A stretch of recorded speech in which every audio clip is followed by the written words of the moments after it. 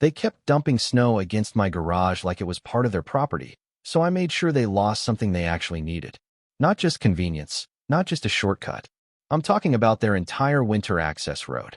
And the wild part is, I didn't even start out looking for a fight. I just wanted to park my car without feeling like I was tunneling out of a glacier every morning. I live in a small mountain town in Colorado, the kind of place where winter isn't just a season, it's basically a personality trait. Long roads, heavy snowfall, everybody owns a shovel they secretly hate. My place sits just downhill from a boutique ski lodge called Ridgeway Summit. Not huge, not flashy, but popular enough during peak season that traffic starts backing up on the narrow access road like it's a theme park entrance. Now, for years, things were fine, a little noise here and there, some headlights at night, nothing I couldn't live with. But the year this story happened, they expanded. Bigger parking lot, more cabins, more guests, and apparently, bigger snowplows driven by guys who either didn't care or were told not to. The first heavy snowfall hit sometime in early December. You know the kind, where everything looks peaceful until you actually have to deal with it. I woke up that morning, grabbed my coffee, walked out to the garage, and just stopped. There was a wall of snow packed tight right up against both garage doors. Not fluffy snow you can kick through, but that dense, refrozen mix, ice chunks, gravel, road salt, the kind that feels more like breaking concrete than shoveling snow. It was easily 4 feet high, maybe more in some spots.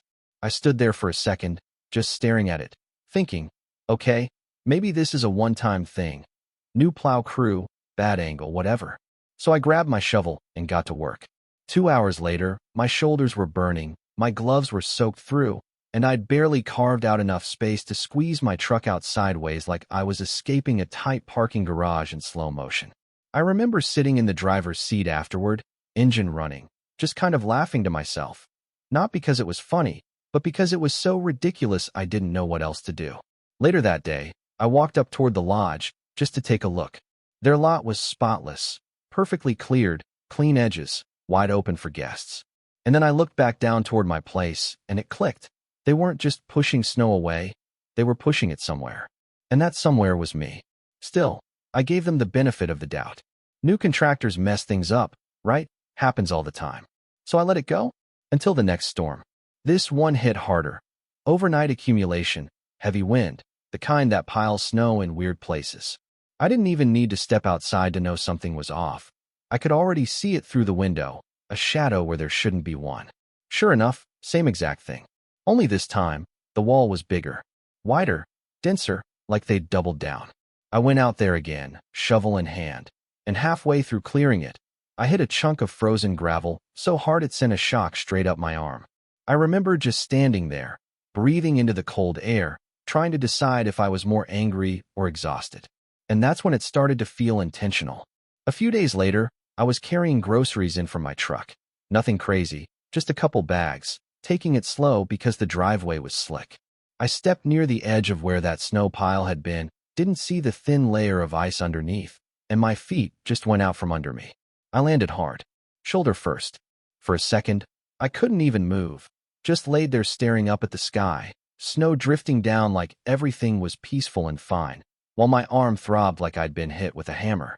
That was the moment something shifted. Not just frustration, but that quiet kind of anger that settles in your chest and doesn't go away.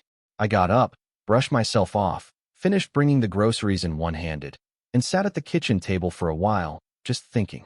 Then I picked up the phone. Calling Ridgeway Summit wasn't exactly straightforward. First, I got the front desk. Then they transferred me to reservations, then to someone in maintenance who sounded half asleep, and finally, I got to a guy named Darren Cole, operations manager. His voice was calm, almost too calm, like he'd already decided how the conversation was going to go before I even spoke. I explained everything, the snow piles, the damage, the fall.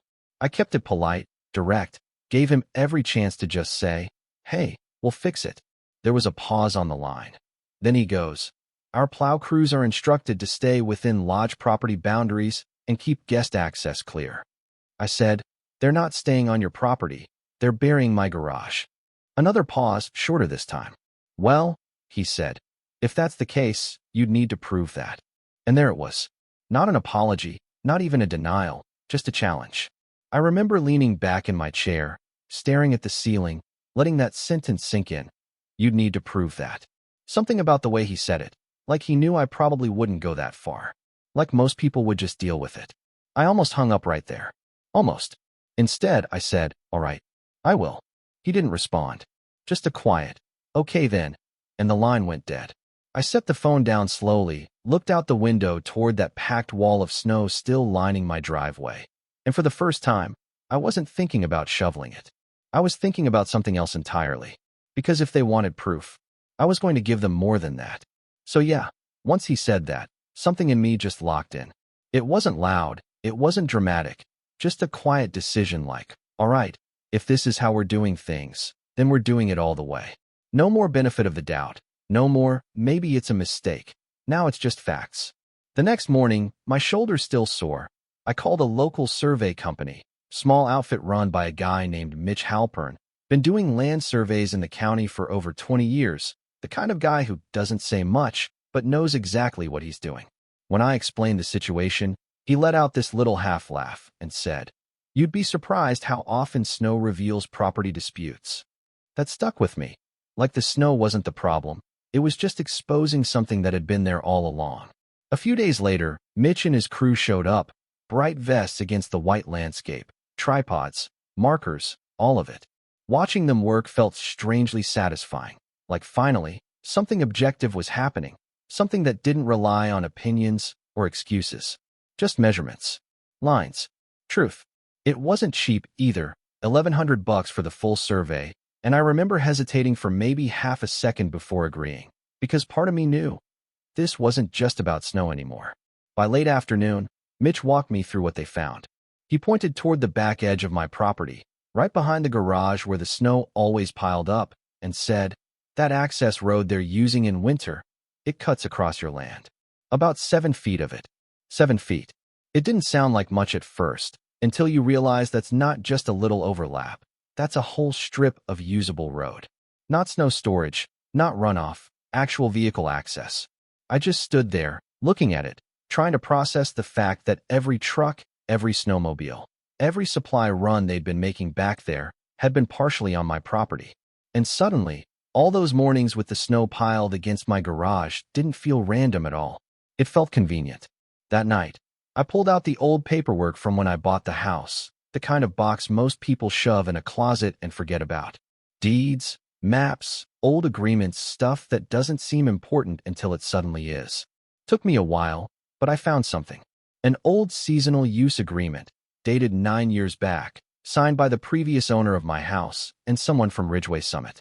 It allowed temporary winter access along that strip of land, specifically during a heavy avalanche season. Temporary. One season. Not permanent, not renewable by default, just a one-time allowance under specific conditions. I read it 3 times just to be sure I wasn't missing something. I wasn't. The next day, I made copies of everything, the survey results, the property maps, that old agreement, and sent it all to the lodge ownership group. Not the front desk, not Darren, straight to the people who actually had something to lose. In the letter, I kept it simple. You are currently using a portion of my property without legal right. You have 21 days to cease all use of that area and remove any snow or obstructions placed there. Failure to comply will result in legal action. No Matayan, no threats, just facts. For about 2 days, nothing happened. No calls, no emails, just silence. Then their lawyer responded. Fast. His letter was longer, more polished, full of language designed to sound intimidating without actually saying much. He claimed the lodge had implied access rights due to continuous use of the road over the past decade, basically arguing that because they'd been doing it for so long, it had become acceptable. I'll admit, reading that, there was a moment where my confidence dipped. Words like that have a way of doing that. Implied rights, historical usage, established access. It all sounds official enough to make you second-guess yourself. So I did the one thing I should have done earlier. I hired a lawyer. Her name was Denise Carter, sharp, direct, didn't waste time. I sent her everything, and we sat down in her office the next afternoon. She skimmed through the documents, nodded a couple times, and then just said, "They don't have a case." Just like that. I asked about the implied access argument. She smiled, not in a dismissive way, More like she'd seen it 100 times before. Implied rights don't override a written agreement, she said. And this one is very clear. It expired 9 years ago. There was something incredibly grounding about hearing that from someone who actually knew what they were talking about. Like the fog just cleared. Denise drafted a second letter that same day, much stronger this time. Cease all unauthorized use immediately. Continued trespassing will result in damages, legal fees, and emergency injunctive relief. No wiggle room. We sent it out, and this time, the response wasn't a letter. It was a phone call. Darren. Same calm voice, but now there was something else underneath it. Urgency, maybe, or pressure. Hey, he started, like we were just two neighbors having a casual chat. I think this whole thing might be a misunderstanding. I didn't say anything. Just let him talk. He went on about the plow contractors, how they were new, how they might have overstepped, how previous management had different arrangements. It was a long list of explanations, none of which actually addressed the core issue. At one point, he said, "We've been using that road for years without any problems." And that's when I finally cut in. "Yeah," I said, "because the last owner let you." "I'm not." There was a pause, longer this time. Then he tried a different angle. Softer. "Look, shutting that access down, it's going to cause some real issues for us this season." I leaned back in my chair again, same spot as before, looking at the same ceiling, but this time, it felt different. "Yeah," I said, "I figured it might." Another pause. "So what are you asking for?" And that question, that was the moment everything shifted again. Because up until then, this had been about stopping something, stopping the snow, stopping the trespassing, stopping the constant frustration. But now, it was about leverage. And I hadn't even used it yet. I thought about my shoulder, still sore when I moved it the wrong way. Thought about those 2 mornings spent shoveling ice like it was my job. Thought about that sentence, "You need to prove that." "I'm not asking for anything," I said. "I already told you what needs to happen." Which was true, but it wasn't the whole truth. Because what he didn't realize yet was that I was already planning something else. Not legal, not a letter, something a lot more immediate. And the timing for it couldn't have been better. Another storm was coming. The forecast said the storm would hit Thursday night. Heavy accumulation, low visibility, the kind of system that shuts half the county down and keeps the plows running nonstop until sunrise. Normally, that kind of weather meant one thing for me. More snow piled against my garage, more hours with a shovel, more quiet frustration. But this time, I wasn't waiting for it. The day before the storm rolled in, I called a contractor I'd worked with once before, a guy named Luis Herrera, solid crew, no nonsense. I told him exactly what I needed, and there was a pause on the line. Then he said, "You're serious?" "Yeah," I said, dead serious. What we were planning wasn't complicated, but it was very, very deliberate. By late afternoon, his crew showed up with a flatbed truck loaded with massive granite boulders, not decorative landscaping rocks. I'm talking about waist-high, irregular chunks that looked like they'd been ripped straight out of a mountainside. Each one weighed enough that once it was in place, it wasn't going anywhere, especially not in winter. We had the survey markers set, clear as day, that 7-foot strip where their road crossed into my property. And one by one, we placed those boulders directly along that line. No gaps, no wiggle room, just a solid, immovable boundary. I stood there in the cold, hands in my pockets, watching it come together, and I remember thinking how quiet everything felt. Not tense, not chaotic, just final, like closing a door that had been left open way too long. By the time we finished, the sky had already started to darken, clouds rolling in, wind picking up, that low hum in the air that tells you snow is coming whether you're ready or not. I thanked Luis, paid him, and went inside. That night, the storm hit exactly like they said it would.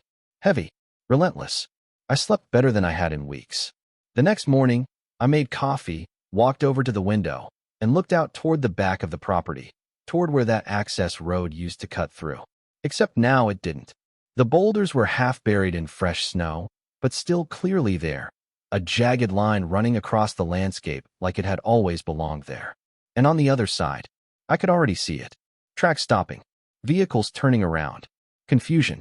It didn't take long. Within a couple hours, my phone started ringing. First Darren. I let it go to voicemail. Then again. Then a third time. By the fourth call, he left a message, voice tighter than before, no more casual tone. "Hey, We've got a situation here. We need to talk as soon as possible. I didn't call back. Instead, I put on my jacket, stepped outside, and just watched. Up the hill, near the lodge, there was movement, trucks trying to reroute, snowmobiles cutting awkward paths through deeper snow, staff walking back and forth like they were trying to solve a problem that didn't have a quick solution anymore. Because it didn't. That access road wasn't just convenient, it was critical. It connected 6 of their lower cabins, a set of fuel storage tanks, and one of their maintenance sheds. Without it, everything had to go the long way around, through public forest trails that weren't designed for that kind of traffic, especially not during a storm. By mid-morning, guests were already complaining. You could hear it even from where I stood, distant voices carrying in the cold air, frustration, confusion, the kind of energy that spreads fast in a place built on convenience. Peak season. Worst possible timing. Around noon, Darren showed up in person. He didn't come all the way down to the house, just stood near the edge of the property, hands on his hips, looking at the boulders like he was trying to will them out of existence. I walked out to meet him halfway. For a second, neither of us said anything. Then he goes, "You can't just block a road like this." I almost smiled. "I didn't block your road," I said. "I secured my property." He exhaled, slow, trying to keep it together. "This is going to cost us a lot of money." I nodded. "Yeah," I said. I figured it might. Same words as before, but now they landed differently. We stood there a moment longer, snow falling lightly between us, and then he turned, walked back uphill without another word. That afternoon, the call started coming from higher up. First the lodge owner, a guy named Martin Blake. Different tone entirely, more direct, less defensive. "Let's resolve this," he said. "What do you want?" And just like that, we were back to that question. Only this time, the situation had changed. Because now, every hour that road stayed blocked, it was costing them. Canceled bookings, rerouted staff, emergency transport, all stacking up. Their first offer came quick. $10,000 for a permanent easement. I declined. No hesitation. A day later, they came back with 25. Still no. And I could feel it shifting, the urgency on their side growing, the pressure building. Meanwhile, I didn't have to do anything. No shoveling. No arguing. No proving anything. Just wait. A week went by. 7 days of peak season disruption. 7 days of complaints, workarounds, and money quietly bleeding out of their operation. Then the real offer came. $80,000 for a 15-year winter access easement. On top of that, full replacement of both garage doors, including the lower panels that had been eaten away by road salt. Heated driveway mats installed professionally. A row of cedar shrubs along the property line for privacy. And one more thing, a written clause, clear and enforceable. Any snow, debris, or plowed material crossing onto my property again would trigger financial penalties.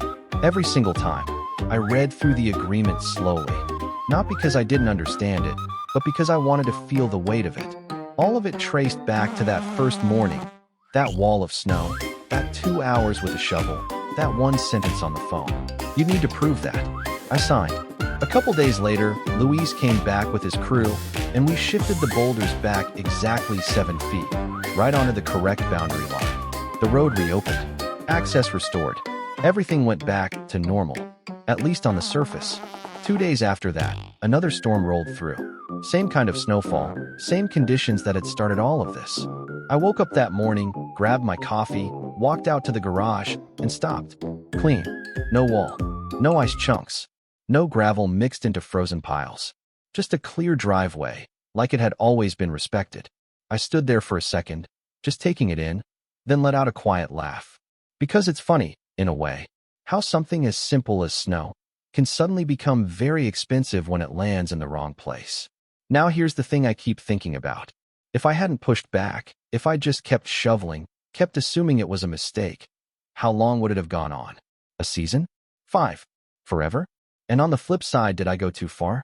I mean, yeah, I stayed within my rights. Everything was legal, clean, documented, but still. 6 cabins cut off. Operations disrupted. Real money lost. Was that justice, or just well-executed payback? I don't know, but I do know this. They haven't put a single shovel of snow on my property since. So I'm curious what you think. If you were in my position, would you have done the same thing, or would you have handled it differently? Drop your thoughts in the comments. I read more of them than you'd probably expect. And if you like stories like this, the kind where small problems turn into something a lot bigger than anyone planned, go ahead and hit subscribe.